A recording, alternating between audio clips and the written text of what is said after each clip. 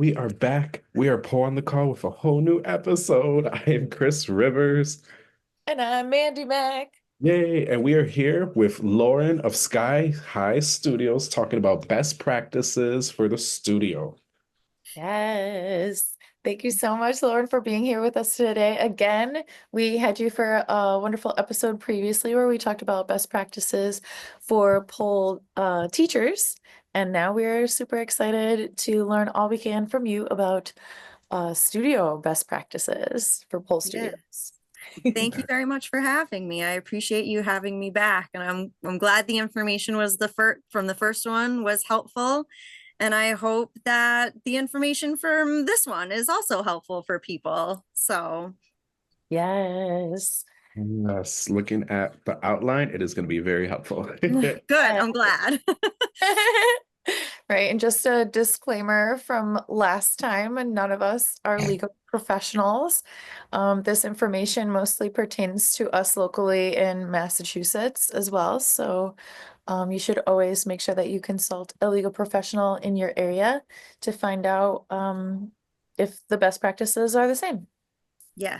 Yes. So always get the information from people who are actually licensed to give you the correct information. So most of what I have today is just stuff that's based off of my experience, the information I've gotten from my legal and HR professionals, and all of it is pertaining to the state of Massachusetts. So if you're in another state, definitely find somebody who can give you the right advice for your area and your local government.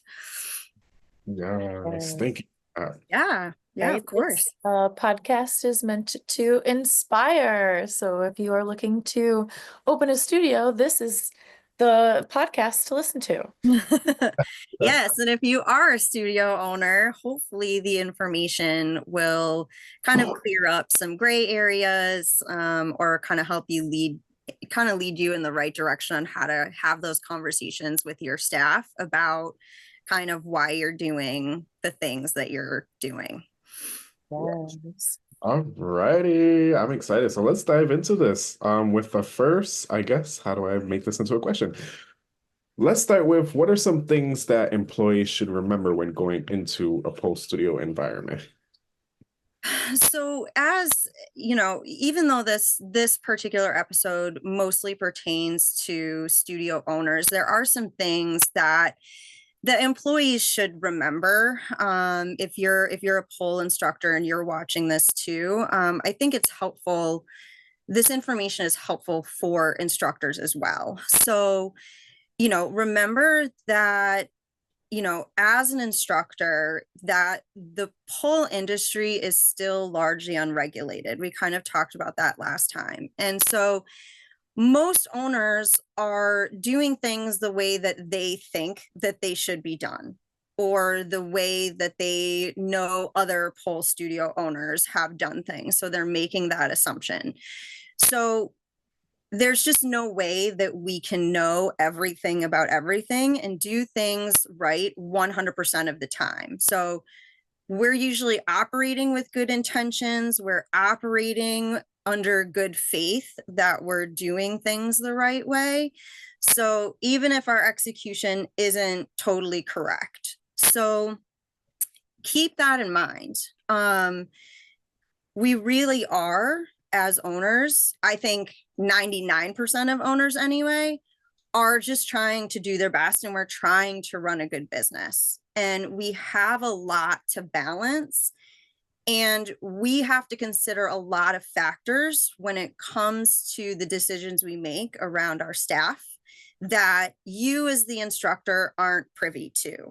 So if you have questions or concerns after listening to this, or just in general, approach your studio owner or manager with an open mind, and have patience and empathy for the way that they're making decisions. And then last but not least, our businesses are ultimately our own as owners. And we're making decisions that we think are the best for our business. You know, this is our livelihood. This is something that we feel really passionate about. Most of us are not making bad decisions just to be bad owners. And in the end, if you don't agree with the decisions that the studio owner is making, then you have the choice to not be there. I know that's kind of an extreme thing to remember, but you know, we never want to lose good staff. We're always happy and appreciative of the instructors that we have, but we have to make the decisions that we feel are in our best interest and the best interest of our business. And, you know, I think as an owner, you need to be willing to listen to your staff, but I'm still going to make the decisions that I think are best. And as my staff member, you can come along for the ride with that, or you don't have to be there. If being there makes you uncomfortable, then you have the ability to make different choices as well. So communicate and compromise as much as you can first, but we have the final say as owners, and you need to be okay with that. So, so I think those are good things for employees and instructors to keep in mind when they are communicating with their owners about decisions surrounding pay classification and those kinds of issues. Right? There's a rhyme or reason. Yes. Right. It might not always be really evident, but sometimes it's like something we've learned over time, or yeah, just the reasons why we do things Mm-hmm. as studio owners. Yes. Yep. But yeah, I like that you bring up that you should also be open to change as well, because For real. like, things should change over time, and you should always be listening to your staff. Yes. And I think as owners, you know, we'll kind of get into this a little bit more later, but I mean, I think as an owner, when it comes to people's pay, um, you need to listen to people. That doesn't mean that I'm going to change what I'm doing, because somebody has a concern. But when it comes to people's pay, you have to have open communication about that. And you have to be able to justify why you're doing what you're doing. You have to be transparent with them, and your logic has to make sense. And if it doesn't, it's going to make your staff uncomfortable, and it's just going to it's going to limit and restrict like the lines of communication that you have. And they might not always like the answer, but at least you can give your logic behind that, and give them, and they don't need to know all the details of your business and all of the reasons why you make your decisions, but shutting down any communication is a surefire way to immediately create some tension and suspicion between you and your staff.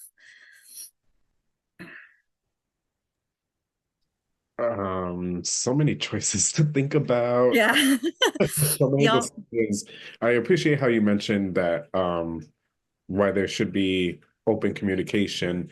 It is also the studio owner or the business owner's business, and ultimately it is their decision. Mm-hmm. Speaking of decisions and choices, can you go into a little bit about about studio owners' choices of having W-2 employees or W-9 independent contractors? Yes. So really the choice in terms of pay classification, you know, most studio owners don't kind of think beyond their own studio in terms of why these decisions matter. But it does play a part in the bigger picture of the industry overall. Mostly because this is going, like, our decisions as a whole create trust and credibility between us and our staff, and us and our clientele. So I need to make sure that I am making a logical and ethical decision, weighing in all of the benefits and the risk factors, because the way that I do things and how I communicate with my staff about that is, one, going to impact the staff morale and my relationship with my staff. If they don't trust me, and if they don't trust that I'm doing things correctly and that I'm doing things in an ethical manner, then I've lost all control over my staff from the get-go. And my staff are my primary go-betweens between myself and my clients, at least for me, because I don't teach as much as I used to. But if I have an unhappy staff and a staff that doesn't trust me, then that is going to leak into the rest of the studio.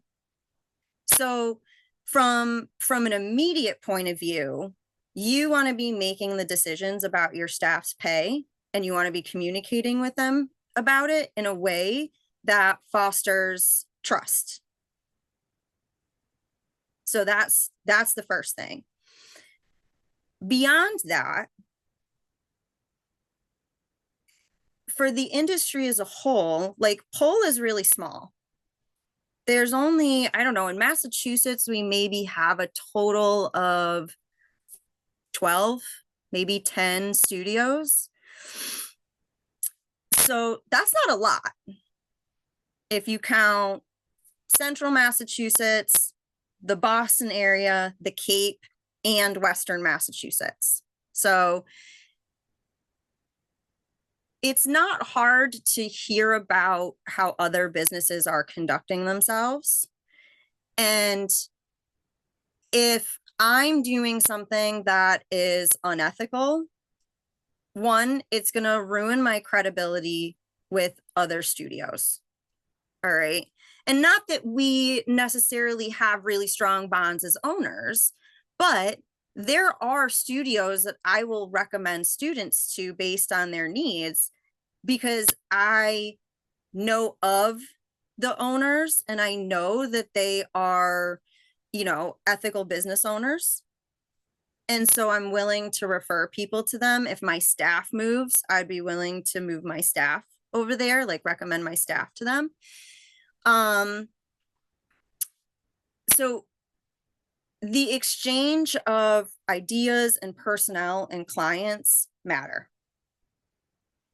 And it keeps the industry as a whole ethical. So that's step one, or part two, I guess, if we go from immediate to kind of more outreach. And the last thing is that when you do things that are unethical, students find out about it. I mean, they know whether you're an ethical business or not. They're going to see a turnover in a lot of staff. They're going to see inconsistency in your services. They're like, those things are noticeable. And if we lose clients because our clients are having bad experiences, or because they're hearing stuff from staff members or whatever it is, then it hurts our business as a whole, because that person probably isn't willing to try at another place, because they're making an assumption that, well, this was a crappy studio and I wasted my money. Now I don't want to go somewhere else. So all of that, even though like just paying your instructors the way that you should doesn't seem to have like a huge overreaching impact, but it does. It really does. And there are plenty of examples. I've been open, this is now 11 and a half years. There have been plenty of examples of studios that have gone out of business, or have lost credibility because of the way that they treat their instructors. And some of them are still around, but, have had some issues. And there are some that are not around at all anymore, simply because people knew and they refused to work there. can't be in business if you don't have staff. So I know that was kind of a long-winded answer to why these choices matter, but they really do. And I think as owners, we have to sometimes go outside of ourselves and realize that the decisions we make in our tiny studios do have consequences that are larger than our own business. And we just have to be aware of that. It's true what you said, because we see it all the time. Incredible instructors who have something happen in a studio and step back from teaching just because of it. So you're right. It does carry over into the industry, unfortunately. And luckily, there are fewer examples of this, I would say, in the last, 3 to 4 years than there were when pole was kind of in its infancy, for lack of a better phrase, I guess. But, when I opened, there weren't very many people. So it was even more important, that you make the right choices. Because the industry was even smaller than it is today. So, so the better choices we can make as an industry and the more ethical we can be as an industry, the more confidence we have in staff, the better talent we're going to get. And the more talent you have and the more talent you can keep, the better your studio is going to do. Right. I think too, like, when it comes to like your students or your teachers, like your students, when they have like a bad experience, like they're not going to stick around for a little while, but the teachers will put up with some stuff before they, sound off about it. There are so many opportunities to, and it's that they will, and you're right. Like, and they do that because they love what they do and they love their students. The same thing happened to me. I stayed way longer at the studio I was originally at before I opened because I loved what I did and I didn't want to leave my students. But when you fuck with people's pay, I hope I can swear on your podcast, I apologize. But when you do that, and you don't treat your staff and you don't appreciate them, and those things will burn your staff out really fast. And there's going to be a limit. There's only so much they're going to put up with. But, the more, in my experience, the more the easiest way to show your staff that you appreciate them is to just do the things you're supposed to do. Like, just, that's it. And then they have confidence in the fact that, I don't do everything perfectly. My staff has to remind me of things, like sometimes multiple times, just things with schedule changes. Like, I've got a lot going on, but I make sure that when it comes to their paychecks, I'm doing the right things and I'm doing it on time. And that alone will get your staff to go, okay, like, I know she's overwhelmed, but I'm still getting my paycheck. So let me like float along with this boat here. And eventually, like, everything else will come in. So you don't have to be perfect. You just have to, when it comes to their pay, do what you're supposed to do. And that starts with paying them. So, because unfortunately, that has been a scenario where staff hadn't been paid. So regardless of the rest of this podcast or how you choose to pay them, just make sure that you actually pay them. And that should not have to be a thing that I have to say, but it is a thing that's happened. So that's step one. Free studio time is not payment. I agree with you. I've heard stories where their payment is like to use the studio for free. I'm like, oh my goodness, how do you do it? But yes. No, well, and that's an interesting point, and this will kind of like lead into some of the other things that we do. But just a heads up, if you're a business in Massachusetts, can't barter. Like, that's like a number one like thing that you cannot do. Like, Massachusetts does not recognize barter agreements. So tidbit for some of your research as an owner when you're looking at ways to do things. Doesn't count. You can't escape capitalism yet. Yep. But in the future. Yes. So, I mean, it's a nice way. And, you know, students, I've had students say like, I'll just work the front desk. You know, I love it here. And, you know, that can't do that. So that's just one thing that I've had to tell them is thank you very much. But like legally, I can't, that's not a thing. So, but thank you for your enthusiasm. And if a position opens up, I'll let you know. So, so that being said, any other questions on kind of my point of view on that?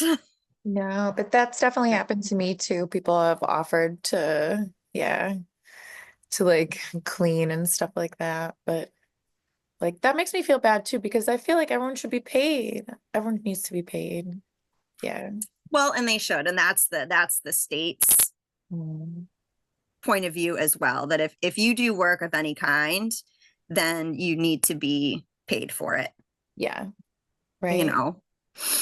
And as a business owner, I will say this, as flattering as it is, I would not recommend that just on principle, because those students in general are enthusiastic, but you kind of lose a little bit of control over them as an employee, right? Because there's a barter agreement in place, but now they really are an employee, you know? So you have to treat them like any other employee. And there eventually becomes like you leave yourself open for the possibility of resentment, because either one, that person isn't going to do the job that you want them to do, and now you have to cancel that barter agreement and they're going to be upset, or they're going to assume that they're working for free and they're going to take advantage of the situation. And that doesn't happen all the time, but those are what you're leaving yourself open to. And it's better in general to just keep the student and pay an employee. And then if that relationship terminates for any reason, then you've done at least you can look at yourself in the mirror because you did everything you were supposed to do. And so that's my best advice on, you know, if you're considering doing that, just be aware that those are some of the things that can happen. Interesting things to note. Mm-hmm. Yes. So, so with that, talking about other kinds of ways to pay, do you guys want me to just review from the last time kind of what the difference between the W-2 and the W-9 is? Okay. All right. Just so that everybody kind of, it jogs their memory.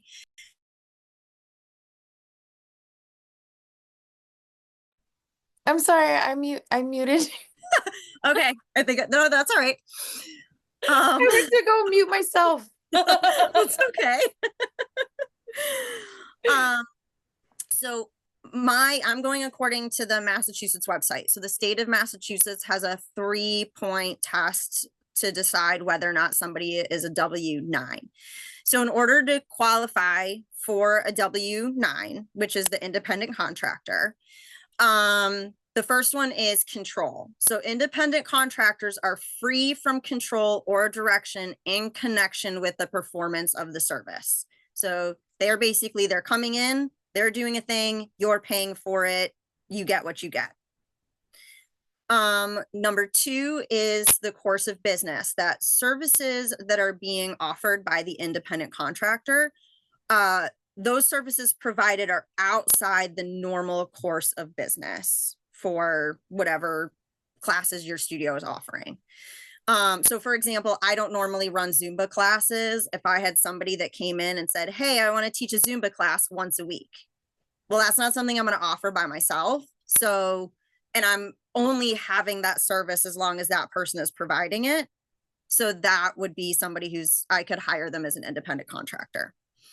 And then the last one is independent business. So independent contractors are not solely reliable on this job as their main source of income, and they have an existing separate business in the same field. So, for example, that Zumba instructor is teaching Zumba classes at multiple studios.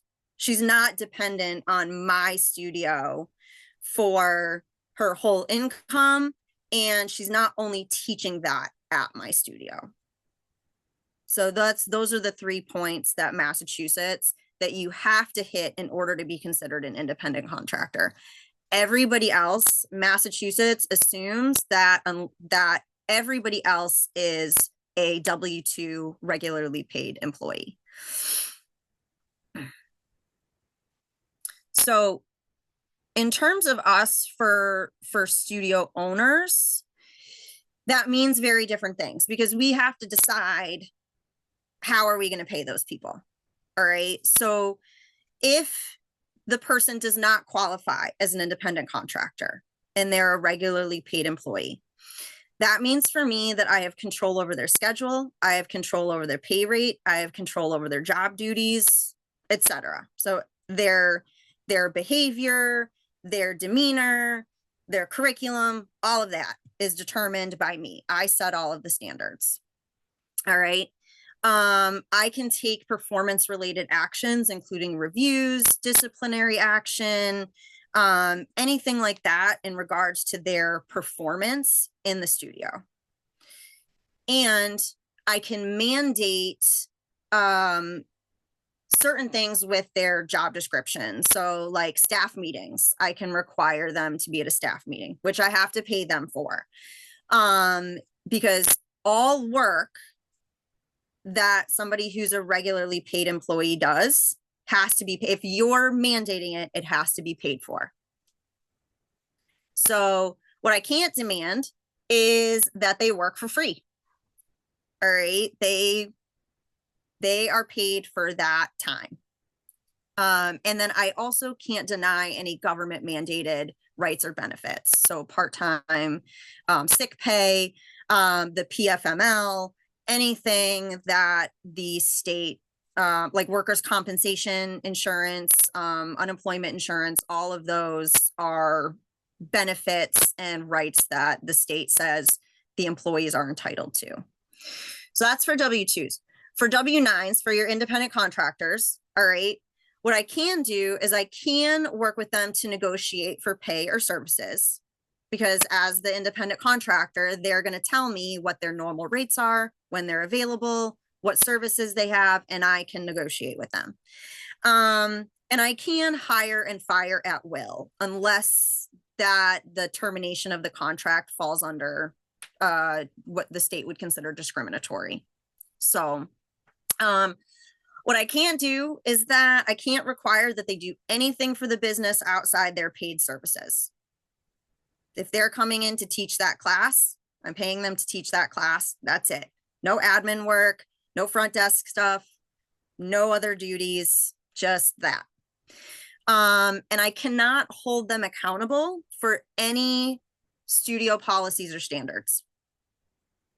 So like if my policy is that, they have to, I don't know, have a certain demeanor or attitude, right? Everybody should be coming to class with a good attitude as an instructor. But if that contractor comes to the studio with a bad attitude that day, or they do something I don't like, I can't write them up for it. The most I can do is have a discussion with them and say, hey, that's not what I'm looking for. So I need you to either change that, or we're going to terminate our contractor agreement. So, but there's no disciplinary process for independent contractors. And if you have a handbook doesn't apply to them. So that's why, thinking about these things that I can have control over and the things that I can't have control over, aside from, what the state kind of tells me are my guidelines, I have to look at those people. And if I have a choice, then I have to consider what are the risks and what are the benefits of paying people a certain way. So, so for me, do you guys have any questions on that before I move on to the next thing? No? Okay, cool. All right, fabulous. So that means for me as the owner, I'm gonna have to kind of like look at the different factors that are gonna help me make that decision. So the first one is what's your business type? So we kind of touched on this last time. So a DBA, an LLC, a corporation, they all kind of have different requirements. So like, for example, I'm a corporation. So the state expects that as a corporation, aside from myself, that I have employees. If you have a corporation and you don't have any employees, that's a red flag to the IRS that something weird is going on here. So you got to look at your business classification and talk to an accountant and talk to an attorney to find out like what are your options. So because me as a corporation, I can still hire independent contractors. I have a couple, but they teach maybe 4 times a year. I can't put all of because I did this. This was my mistake. I got some shitty advice. So first of all, make sure you're getting good advice. Talk to a good accountant and talk to a good lawyer, because I talked to an accountant who gave me bad advice and was like, sure, you can switch everybody over. I got a new accountant 9 months later, and she took one look at what I was doing and she was like, nope. So I had to switch everybody back. And that was probably about, I don't know, 8 years ago, I think. Maybe 7 years ago. And that was a hard lesson to learn. And it was a huge pain in the ass. So, so if you're unsure, find good help. And then the second thing is what type of studio am I going to have? What kind of classes do I want to offer? How many of those do I want to teach myself? You know, how many of those do I care about in terms of like having some control over the curriculum? You know, because if you want to have flexibility, but you don't want to teach it and you're just going to hire a yoga instructor, you know, to work around their schedule, then yeah, that might be an option for you. You might be able to hire that person to teach a flexibility class. And when they're available, you have it. And when they're not, you don't. That's an option. All right. And then the level of involvement or control that you as the owner want. Like, do I want to have a handbook? Do I want to hold everybody to a specific standard? Like, do I want to have control over the curriculum? Not everybody wants the same amount of kind of like control or investment in how they're kind of doing their curriculum or their class levels, or the involvement with the staff, you know, so you have to make those decisions. Do you care? Do you not care? And then lastly, what, you know, finances. That plays a role in how a lot of business owners make their decisions. So, because paying employees, like having contractors is way cheaper than having employees. So a lot of businesses that start out, a lot of studios that start out, they start out with contractors because it's cheaper, you know? And I mean, the state wants to get their money, and so does the federal government. So, you know, and there are things that I do believe that you as the owner should pay into when you have staff. So I'm not begrudging that, but, you know, but having contractors is cheaper for everybody, but it's not necessarily the best decision for everybody. So that kind of, you know, for not only owners, but also going back to instructors, like these are the things that your owner thinks about all the time. And these are decisions that they have to weigh. And they've had to look at all of those factors and then decide like what is the best way to meet their needs and to also meet your needs as an instructor. So, so any, you know, I'll just kind of like put this out as a disclaimer. I, as a business owner, would like never, generally, I don't judge another studio by how they're paying their staff, as long as they're doing it ethically and with transparency, because we all have to make the decisions that are going to keep our businesses in business, give us peace of mind and some semblance of work-life balance, and limit the amount of insanity that we have to deal with. So every business owner has to make the decision that's right for them, but you have to know what the consequences of that decision are, what you legally can and cannot do within the choice that you've made. And then you have to communicate with your staff about it, and you have to stick to it. So, you know, regardless of, you know, what the state says you have to do, you know, my hope is that everybody would do that, you know, but that's not everybody's necessarily able to do that or knows how to make that switch, or can afford it. So, you know, do with the information what you will, but do it in good faith. Right? Every studio is different, but yeah, definitely be transparent. That's the biggest thing, I think, from the feedback that I've gotten from instructors that work at other places, is that there's either a lack of transparency, there's a lack of consistency, which are not usually malicious on the part of the owner. Usually that comes from a place of insecurity, and defensiveness, because, you know, I know as owners, as business owners of any kind, regardless if you're from the pole industry or not, you're under a lot of pressure just from yourself alone, and constantly questioning all of the decisions that you're making on a daily basis.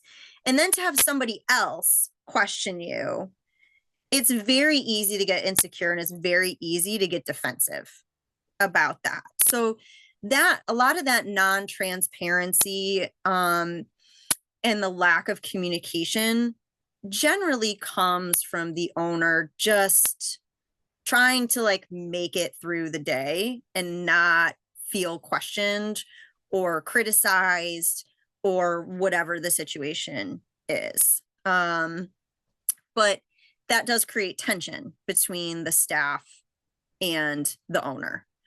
So just be aware, like if that's you, if you are having trouble communicating with your staff, just take a look at why that might be and be honest with yourself about why that is. And you want your staff to be open to your to the way that you do things and your opinion. You want them to follow you, and sometimes that means listening to them with an open mind, even if you don't, you know, I mean, I get lots of suggestions from my staff. I mean, I can't implement all of them or do anything about a lot of them, but sometimes just being heard is a big step on the part of your staff. They just want to be heard. And I think as an owner, like, that's the least that you could do, is just hear them out and say, thank you for coming to me. I understand your concern. You know, maybe there's nothing you can do about it. And if there is, say, like, I understand there's just nothing I can do about it. That's the way this is, you know, or say thank you very much for that, and I'll take it under consideration.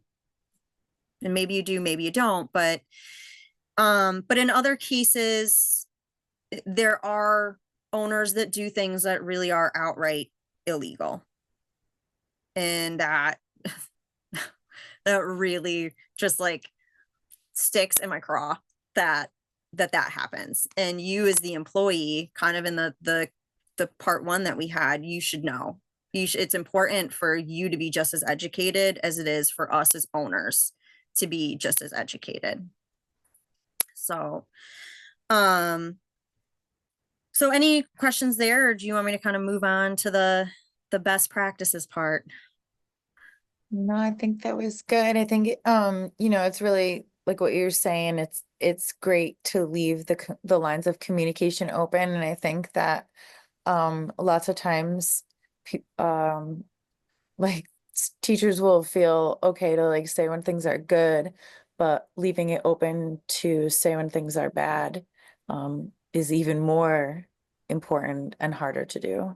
Mm-hmm. It's very hard. I mean, I find it difficult sometimes to even talk, not because you make it difficult, but sometimes it's scary as an employee because we don't want to ruin our relationship with you. Yeah.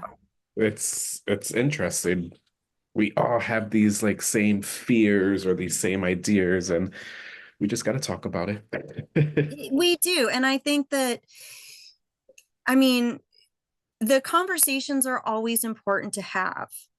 As the owner, I think you have to realize that to some degree, you are dependent on your staff, right? Like you can't run your studio without them.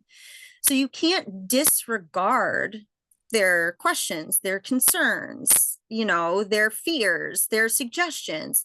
They're teaching for you, usually because they love your studio and they like you and they like being there. So most instructors, when they're coming to you, are coming to you out of wanting to make the place better. And they want to feel invested in it. They want to feel like they're a part of it. And we as the owners need to be appreciative of that investment that they're trying to make by coming to us, because most times I do believe that that's the intention, and that they're investing their time and their energy. You know, they're feeling insecure, they might be nervous about coming to you, and they did anyway. So you should be grateful for that. However, on the other end, the instructor needs to realize that it's not your business, and that your input is appreciated, but we're not always going to agree with you. And you shouldn't take that personally, because it really isn't a slight against you or the suggestion. It's just that that's not what we feel is in the best interest. And that doesn't mean that I don't want you to come to me in the future with comments, questions, and concerns about other things, or revisiting this particular concern at another point in time. But I'm just not always going to agree with you. And it's not personal. So, so keep those lines of communication open as much as possible, especially when it comes to your expectations and their pay.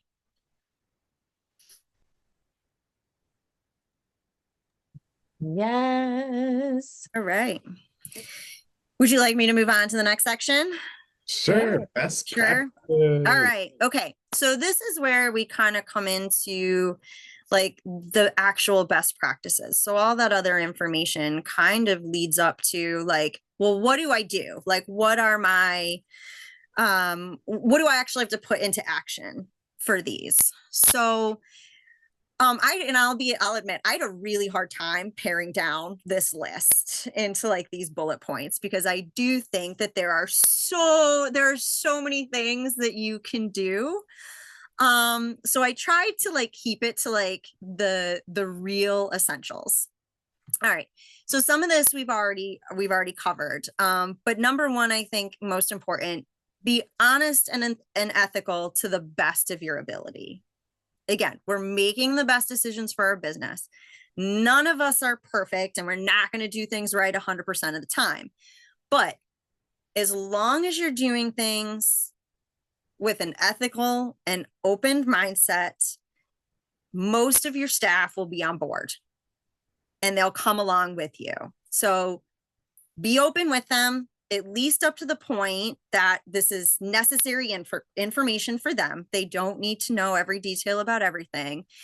So be open with them, listen to them. And when you have made a mistake, correct it immediately. So, I mean, this has happened with people's pay or their paperwork where, you know, I transposed a digit and they got paid $2 instead of $25. So I'm calling my payroll company immediately and I'm figuring out like, how do I fix that? And working with the instructor on the best way to make sure that they get paid.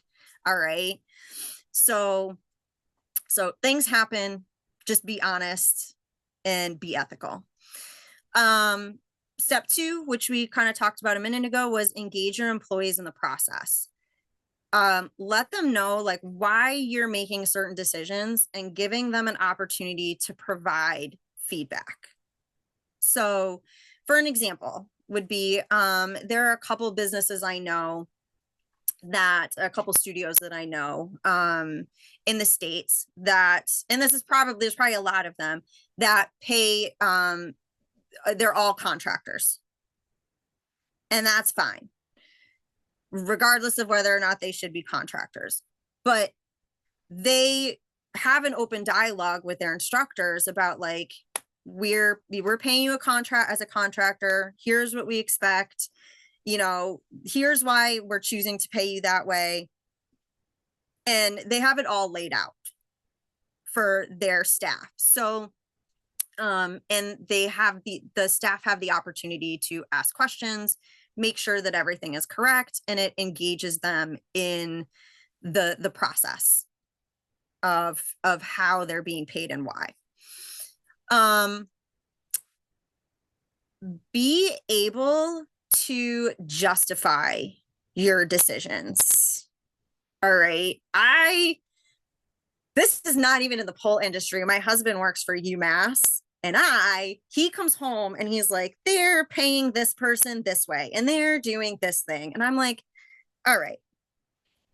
Do they have a matrix with like pay rates on them or like, you know, job tenure or like what is going on? He's like, I don't know. I think they just roll the dice and whatever it lands on, that's what they pay the person. Doesn't make for a good decision-making process. So when it comes to the classifications, your pay rates, raises, all of that kind of stuff, you have to be able to justify your decisions to your staff. Because if they feel like things are wildly out of control, then it's going to cause issues.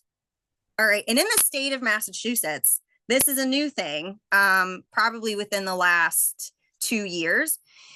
You as an owner, you can't prevent your employees from talking to each other about their pay. You can't stop them. That's part of an equal opportunity measure to make sure that there's not huge disparities between pay rates and people that do the same job. So you have to be able to justify your decisions to them. And don't ignore them or blow them off when they have questions. Talk to them. All right. Next, be clear about your expectations and be as consistent as possible. So I pay everybody as regular employees. They have a job description that I actually make them sign. My handbook is 180 pages. Like it's not a little, it is a book. So nobody can ever say, or I shouldn't say 99% of the time, people can't say, I didn't know that's what you expected of me. You have a job description, you have a handbook. I have an operations manual that has most of our operations in it. Like, you guys know. So be very clear with them about your expectations. Always get necessary things in writing. So I have everybody sign, like when they're being onboarded, they have a pay rate classification sheet, and it tells them they're being paid as a regular employee, part-time. Here's their rate. Here's how often they get paid. If there's any bonuses or if they have multiple pay rates, everything is in writing. And then if their pay rate changes, there's a whole letter and a brand new sheet that they get that tells them what their new rate is, when it will start. And it's like a redoing of that original pay classification so that everybody has that on file. So get everything that you need in writing. And then lastly, don't fuck with people's pay. Just like, mistakes are going to happen, right? That I've made mistakes with pay before, but you have to take care of it immediately. And if you continuously mess with your employees' pay, regardless of how you're paying them, they're not going to want to work for you. It's going to cause a lot of issues really fast. So just don't fuck with it. Do what you're supposed to do. So that's for everybody. So regardless of whether you have regular employees or independent contractors, those are the things, like best practices, that everybody should do. I know that they sound pretty common sense, but the amount of owners I've heard about over the years who don't do those things that seem pretty common sense, it's less common than it used to be, but it's not rare. And that's unfortunate. So for yourself, just as an owner, those I think are like the minimum best practices that you can do, that don't involve any additional paperwork. So for the most part, other than the getting everything in writing. But so, any questions on either of those? No? Okay. All right, cool. So we'll move on to, for those of us that have regular employees. So first thing is, educate yourself to make sure that you know what's involved. I didn't include this in the outline, but I think this is important. You need to educate yourself on what exactly having a W-2 employee means. And that's going to take, you have to invest some time as an owner to do that. So, so for me, like, that means that there are extra things that I have to have my employees sign. There's documentation and like legal flyers that I have to give my employees. There's things I have to post, labor posters. So whatever your local government's website is, like, we're really lucky. The mass.gov site is actually really good and has a lot of that stuff on there.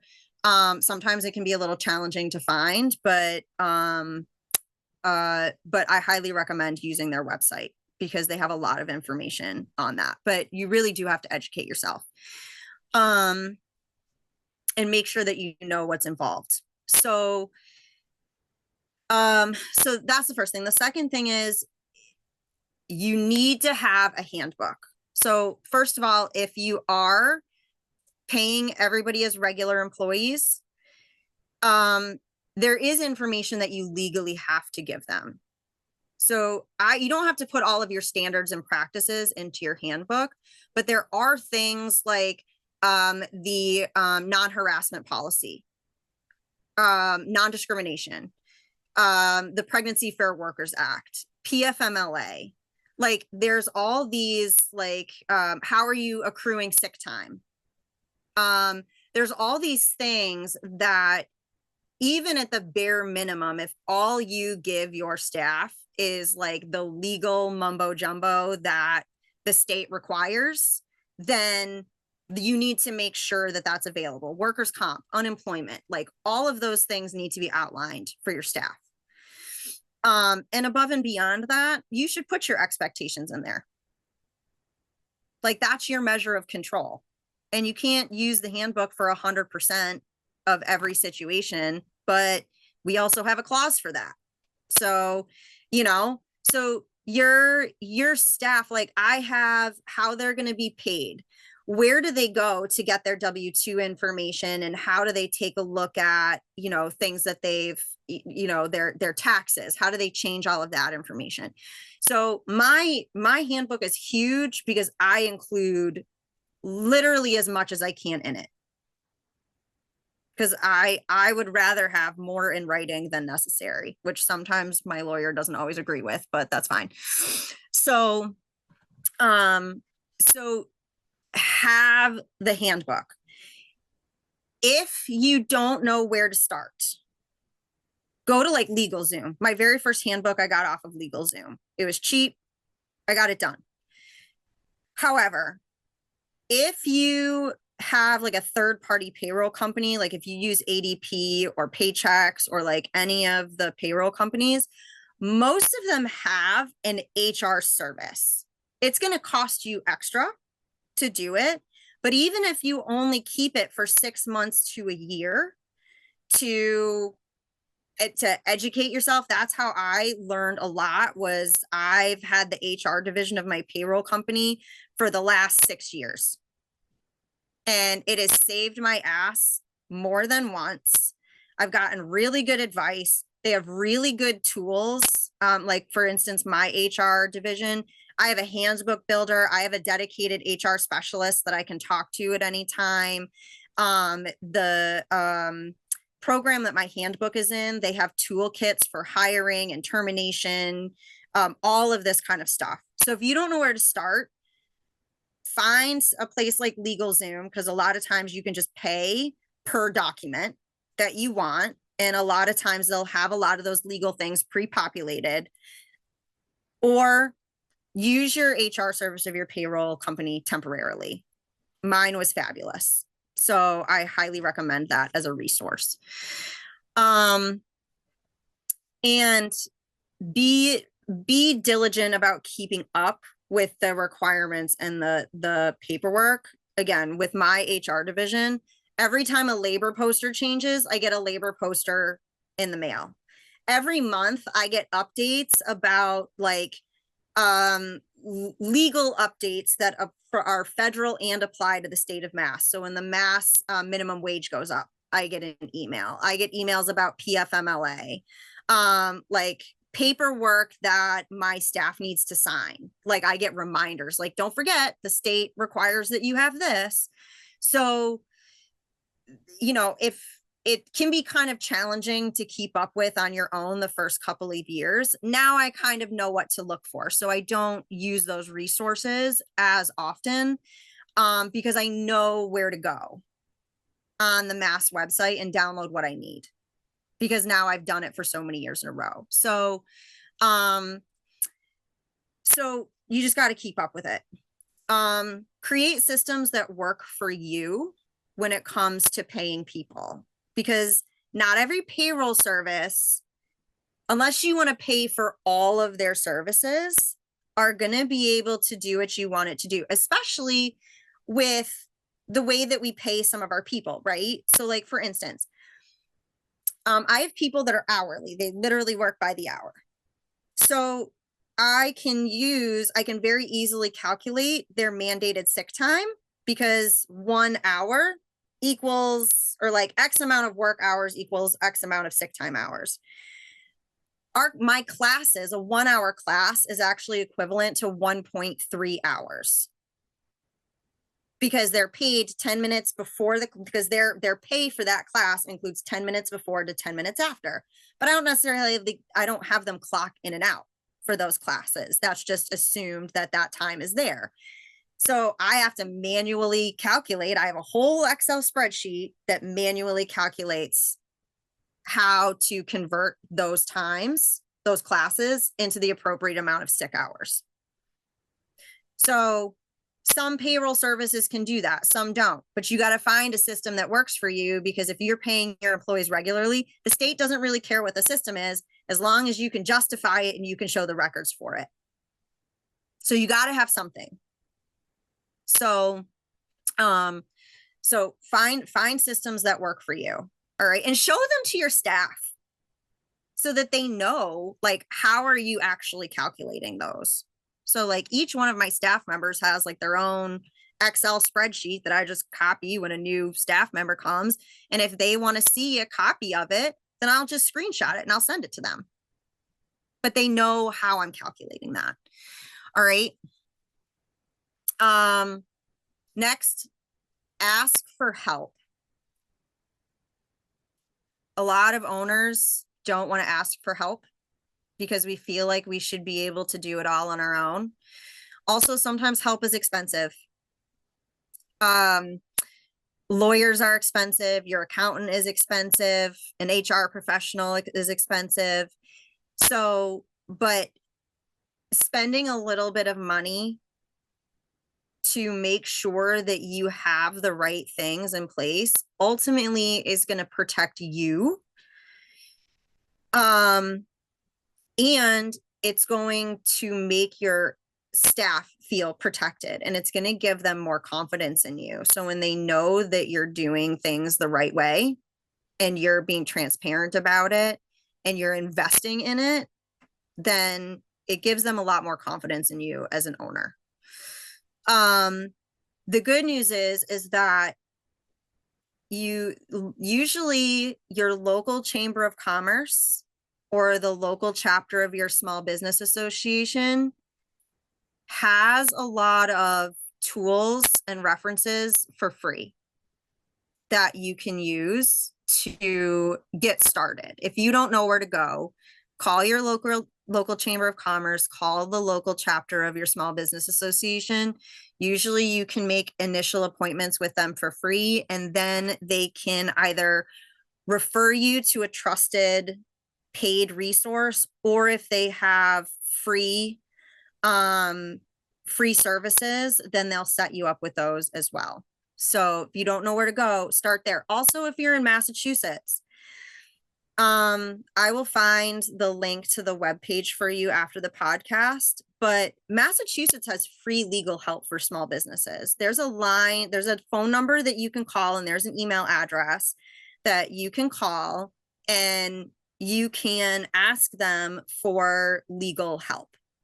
So if you're not sure if what you're doing is correct, or you have a question on implementing something and you're not quite sure what to do, call them. So I've used their line several times before. So, and I've usually gotten good advice, or they've at least led me to resources where I could get more information. So if you don't live in Massachusetts, check your state's website, because chances are most states have one that you can use. All right. And then make time to review records with your employees. Like once every year, once every couple years, sit down with them for 30 minutes, review their, did everything in your taxes stay the same? Here's some paperwork that I need to update. Do you have any questions on anything? No? Great. It doesn't have to be a big thing, but just giving them the opportunity to sit down with you and make sure that everything is up to date is good for you, but it's also good for them. Because that also gives them a chance, kind of like we talked about earlier, if they have any concerns or if they're nervous about talking to you about something, it gives you the opening to say, we're here right now reviewing it. What questions do you have? I'm here for you. So, and I'm happy to, I think I told you in the email, I'm very happy to send over, like I have a checklist. So like I have an onboarding checklist where I put in there all of the things that I need to make sure that I have them sign or include when they're hired. And then I have I forget exactly what I named the checklist, but it's kind of like in the first few days of somebody's employment, what am I making sure that I'm going over with them so that they know that they have all of the information. And then periodically I have a checklist that I have like once a year just to review to make sure, do I have everybody's everything up to date? Are all of these things that are necessary in their file? So I'm happy to share that with you and any of the documents that are on there. I had to make a lot of my own. Did have some templates, but I made a lot of my own. I'm one of those people, I would rather have my employees sign more stuff, but have the stuff be beneficial than not have anything at all. And then we have some things that are like out in limbo or unclear, and I don't like that. So questions on any of that before we go on to the W-9s, the independent contractors? You can start making money with those templates. Oh my God, it's I probably, but I'm free information for fellow pole owners, I think is always a good thing. Like none of that is proprietary, and take it and do what you will with it for sure. Yes. Oh, speaking of free stuff, I wanted to mention that the Connect Team app. If any small businesses are looking for a way to connect with your team, if you have 10 or under employees or independent contractors or anyone, you get the whole app for free. And it is like communication. We've got our onboarding in there. There's a whole bunch of stuff in there. So I would definitely recommend checking that out. It's called Connect Team. And like I said, it's free if you have under 10 and under people. Perfect. Yeah. Perfect. Free is always a good start. It might not have all the features that you want all the time, but free is always a good place to start. So yeah, so that, finding something like that that works is going to be a huge help. So for that being said, luckily if you have W-9s, there's a lot less that you have to do, but you should still do some certain things. So one, have a contract. So if the independent contractor, if they don't have a contract, you should have one that you make them sign. That sets the parameters of your arrangement. So here's what I'm paying you per class. Here's what that class includes. Do they have a key to your business? What access do they have outside of doing classes? What is their workshop rate? All of those, what are the expectations? And again, you have to be careful about expectations because technically you can't hold them to any particular expectation, but you can put in there, these are the services that we provide and that service includes, and this is what you'll be providing us with. All right. And then that expiration date or that contract should have an expiration date because you want to have like a built-in stop in order to review the services, the pay, all of that kind of stuff. And so that way, if anything, you're not stuck in something if you need to change it over time, and put in there also, how are you going to handle changes? If something happens in the studio and you can't afford to pay them that rate anymore, what do you do? How do you handle that? How do you communicate? Also, all of that stuff should be in the contract. And I would recommend getting a labor attorney to help you with that because there are some federal guidelines around hiring independent contractors. So you just want to make sure that the language that you're putting in meets federal and state guidelines. And that there's nothing else that you have to include because sometimes there is language. I don't have to include it in my handbook, but I know when I look at my handbook builder, because I get updates every time something changes.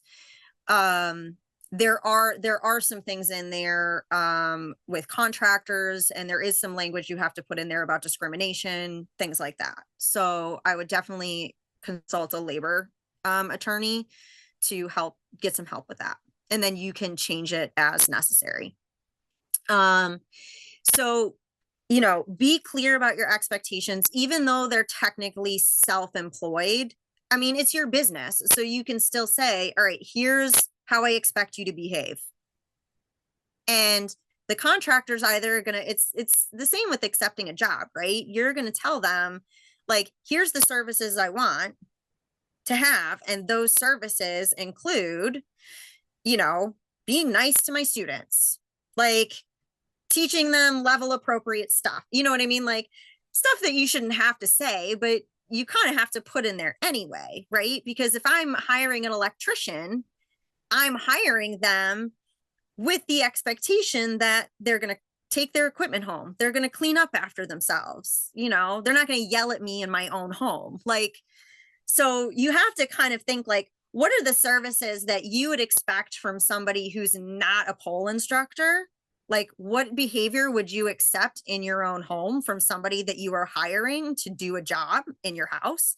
And then apply that philosophy to hiring an independent contractor for your pole studio, right? Like, be on time. If you're not on time, like, this contract is terminated immediately. There still has to be something in there, because at the end of the day, you're hiring them as a self-employed contractor, but the students are still yours.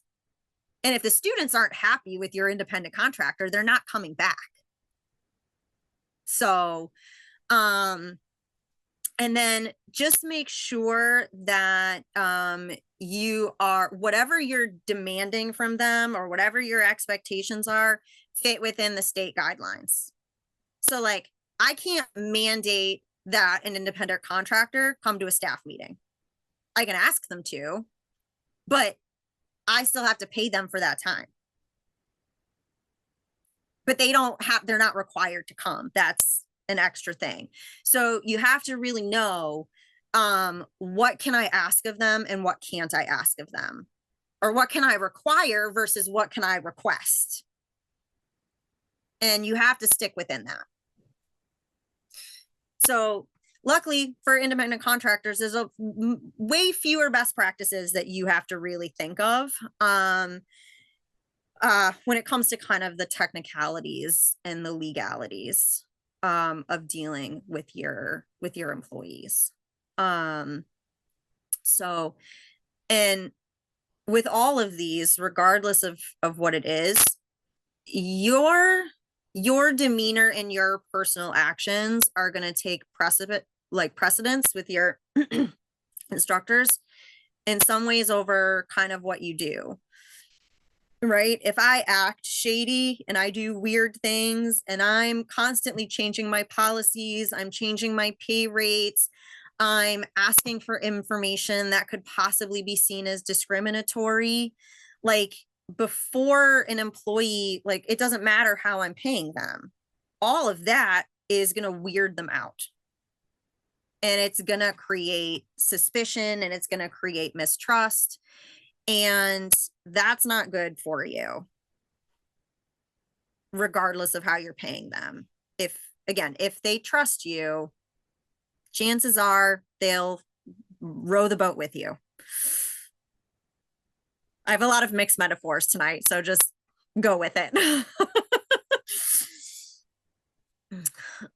So any questions on those, or anything specific that or scenarios that you or other owners that you know have had questions on?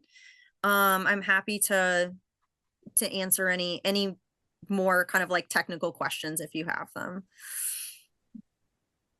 Not that I can think of. Of course, they'll come after. Which is totally fine. Totally fine. Like I said in the email, I'm happy to do like a part 3 as like a straight question and answer from instructors and owners alike. Because this is a complicated issue, right? It's something that seems simple, but is not simple.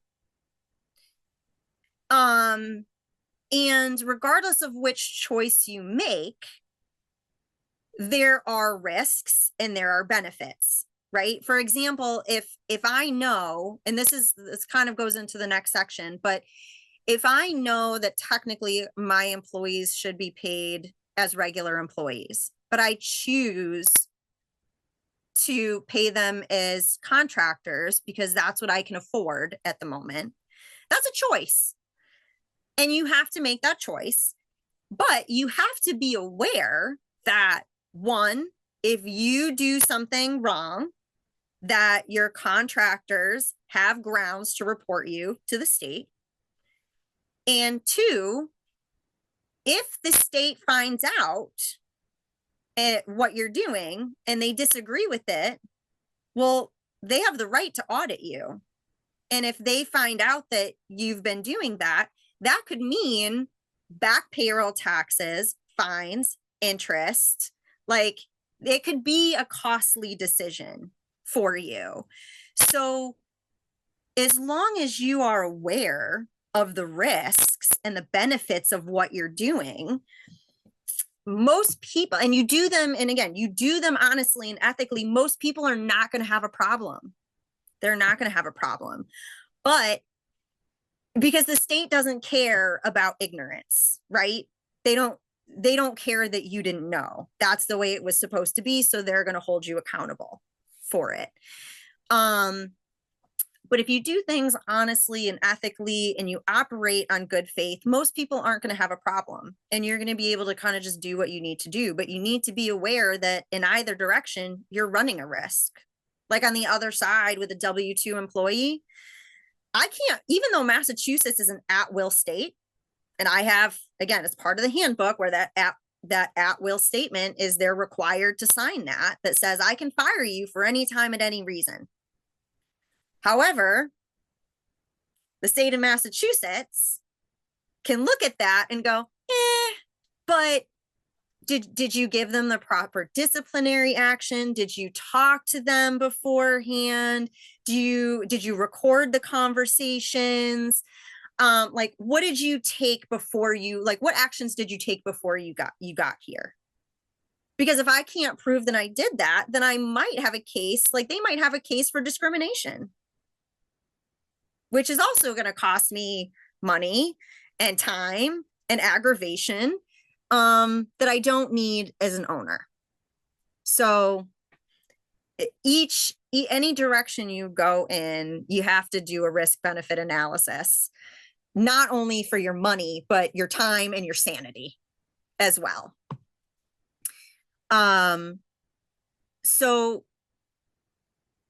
with that, kind of like on that note, sorry, I'm looking at my notes over here to make sure I didn't get too far off topic.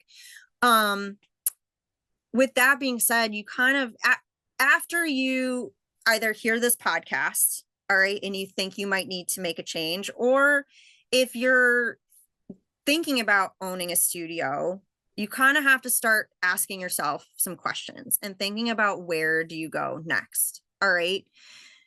So you have to do this like almost brutally honestly with yourself. That is not proper English, but the sentiment is the same.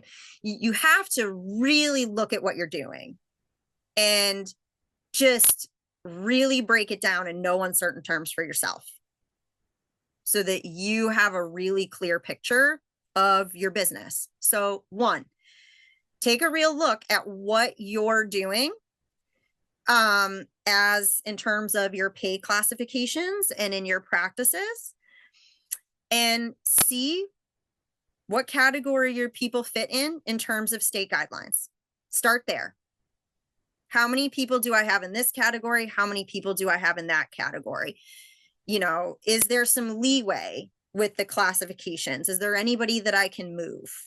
Is there anything that I can change? All right.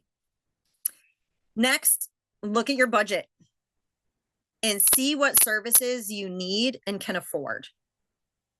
You know, if I know that I want to sign up for the HR thing, you know, for my payroll, how much is that going to cost me? Do I have it? If I don't have it, what are some other services I can use?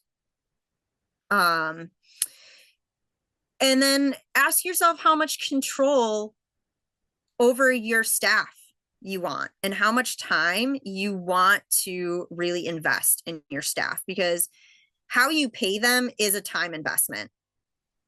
Like, especially like with this payroll switchover, that's a huge time investment in getting some different services and being able to kind of change the way that I'm able to track things and give my staff more information. Like that's a time commitment. Updating my handbook.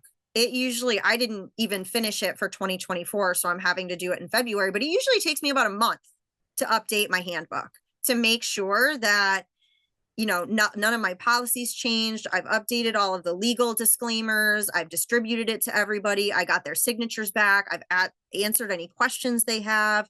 Like, that's a time commitment. So you got to really ask yourself, how much control do I want over my staff and how much time am I willing to put into that?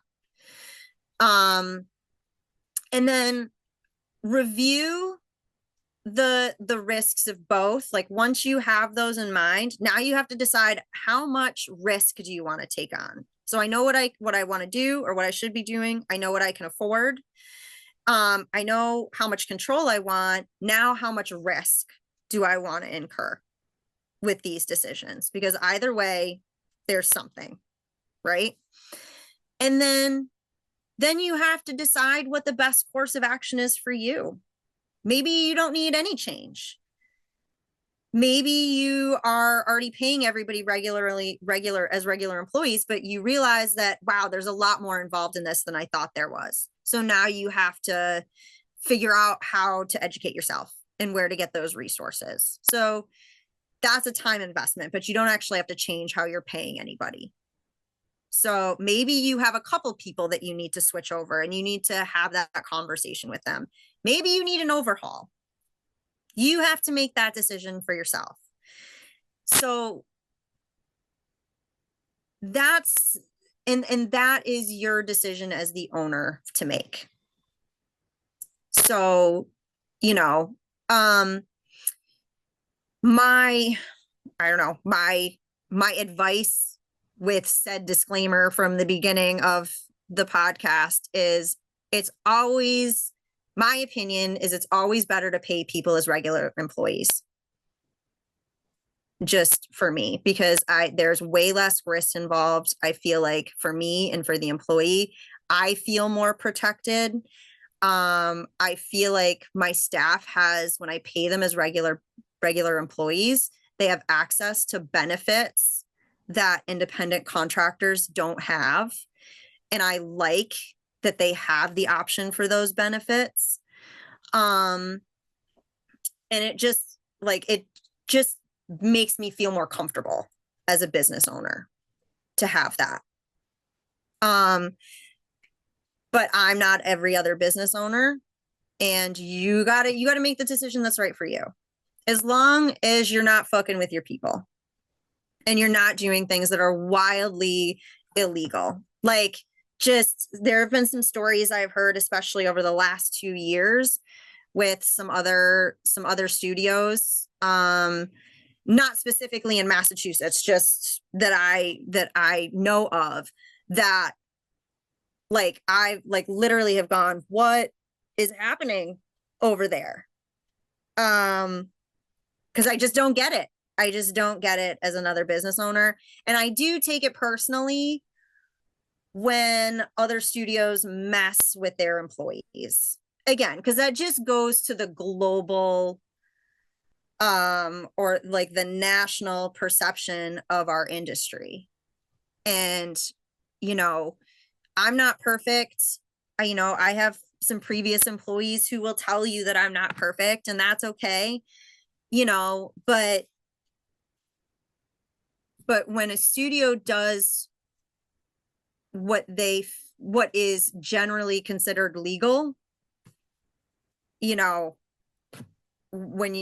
that's my concern, is when you start doing things that are outright illegal. It's insult. I take it as an insult. I do take it personally. And so that's one thing that I really struggle. And if my employees come to me with another studio that they're working at, or they have a friend that works in a studio in another state and they're getting screwed over, that's really upsetting to me. So I don't take a lot personally as a business owner, but that I do. So So yeah, that's kind of the end of the generalized information and my opinion on top of that with this issue. It is complex and everybody has different opinions and your staff is going to have different opinions. And that's okay, as long as you can stand behind what you're doing and the way that you're paying people and your decisions. I think that ultimately is the most important thing to take away from all of this, regardless of what choice you make. Right? Every studio is different. Yes. Yes. Knowledge is power. Learn your right. Right. Also, we didn't even talk about co-ops or other weird sort of business types that you can have as a studio owner. There's all kinds of things out there. You know, the good news, I mean, I think the good thing is variety is good. Doing things different ways are good. I mean, it's healthy to have a diverse industry. I think that there are a lot of benefits to that. And I truly believe in my heart that most owners out there, again, they just want to do a good job. Like, I just want to have a good studio. I just want to have staff that enjoy being there. And I just want to have clients that want to come in and have a good time. Like, all of this other stuff is pain in the ass admin work that unfortunately you as a business owner have to suffer through. It's not the fun part. It's not the fun part at all. But it is necessary and it does make your life easier.